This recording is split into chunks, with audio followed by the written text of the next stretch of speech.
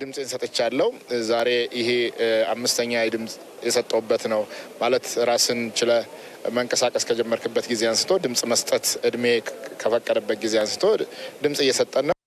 የዘንድሮ ደግሞ በጣም እጅግ ለየት ያለ ነው። ህዝቡ በጣም በደስተኛ በፍላጎቱ በተለይ ብዙ ድምጽ እንዳይሰጥ ሰው ፍላጎቱን እንዳንጸባርቅ የሚፈልገውን አካል እንዳይመርጥ በተለያየ መንገድ የዲሞክራሲው መብቱን ፕራክቲስ እንዳያደርግ የሚወተውቱ ድምጾች እየበዙ ባሉበት የበለጠ ደግሞ ፍላጎቱን በዛ እጥፍ አድርጎ ህዝቡ ወጥቶ ድምጹን በመስጠቱ እጅግ የሚያስመሰግን ነው። ኢትዮጵያ በእውነትም የዲሞክራሲ ስርዓቷን በመገንባት ሳይሆን ገንብታ እየጨረሰች ያለች ሀገር እስኪመስል ድረስ በዚህ ልክ ተመልክቻለሁ። እጅግ ደስ ብሎኛል። ሁለተኛው እንደ ሀገር የሚፈልገውን ድምጽ የመስጠት ብቻ ሳይሆን የማይፈልገውንም ደግሞ የሚቀጣበት የሚያሳይበት ሁለቱንም ድምጽ የመስጠት መብቱ በዛሬ ዕለት ነው። ከዚህ በኋላ ሰው ማድረግ ያለበት ብዬ ማስበው 5 ዓመቱን እየጠበቀ የሚፈልገውን ፓርቲ የሚፈልገውን ግለሰብ በዛ ውስጥ ደግሞ ሀገርን የመገንባትና የማጽናት ሂደት ውስጥ ጉልህ ሚና ሊጫወት ይገባል እላለሁ። የኢትዮጵያ ሃይማኖት ተቋማት ጉባኤ እንደ ጠቅላይ ጻይፍነቴ ጉባኤው በጠራው አጠቃላይ ሀገራዊ ሁኔታ በሰላም ተጀምሮ እንዲጠናቀቅ እንደ ሀገር እዚህም እዛም የተጀመሩ መሰረተ ልማቶች እንዲቀጥሉ ለማስቻል ጸሎት ስናደርግ ከርመናል።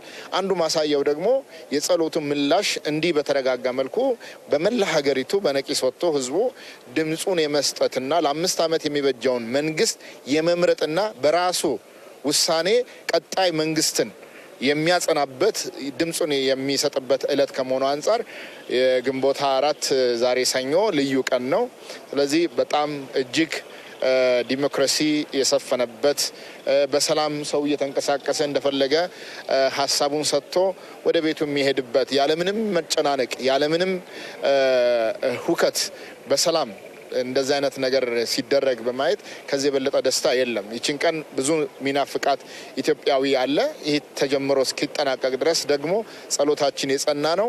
አሁንም ያልሰጡ በየቤታቸው ያሉ ወረፋ የበዛባቸው እየወጡ ድምጻቸውን እስከ ምሽቱ እንግዲህ በምርጫ ቦርድ በተሰጠው የሰዓት ገደብ መሰረት ድምጹን እንዲሰጥ በዚህ አጋጣሚ ጥሪ አስተላልፋለሁ።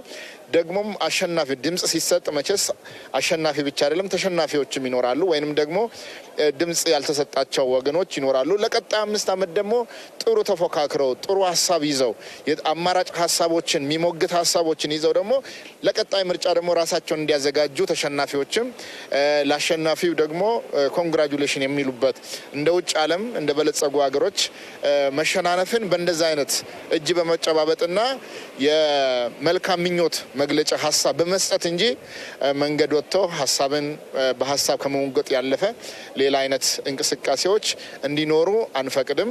እንደ ሀገር ሁላችንን የሚያጸናን ተባብረን ተስማምተን ተነጋግረን የምንፈልገውን የብዙሃን ድምጽ የሚያሸንፍ የብዙሃን ድምጽ የሚደመርና በጋራ ወደፊቱን ኢትዮጵያ የሚመሰርት ድምጽ መስጠት ከሁሉ ይጠበቃል ለማለት ፈልጋለሁ። አመሰግናለሁ።